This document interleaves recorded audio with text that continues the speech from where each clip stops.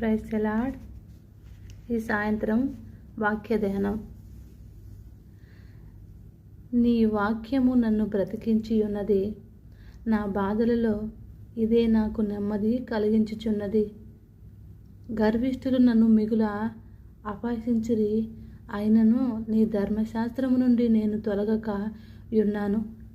యెహోవా పూర్వకాలము నుండి ఉండిన నీ న్యాయ విధులను జ్ఞాపకం చేసుకుని నేను బోధార్పు నొందితిని. నీ ధర్మశాస్త్రము విడిచి నడుచుచున్న భక్తిహీనులు చూడగా నాకు అధిక రోషము పుట్టుచున్నది.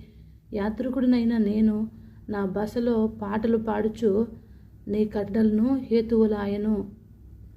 యెహోవా రాత్రివేళ నీ నామమును స్మరణ చేసుకొనుచున్నాను. నీ ధర్మశాస్త్రం అనుసరించి నడుచుకొనుచున్నాను. నీ ఉపదేశము